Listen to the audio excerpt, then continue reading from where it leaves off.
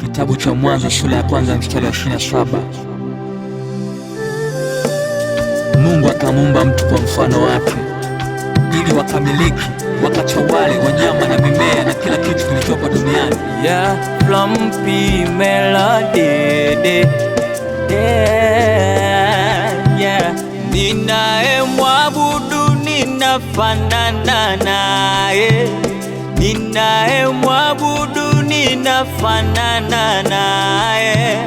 Ameniumba kwa sura yake, amenifanya kwa mfano wake.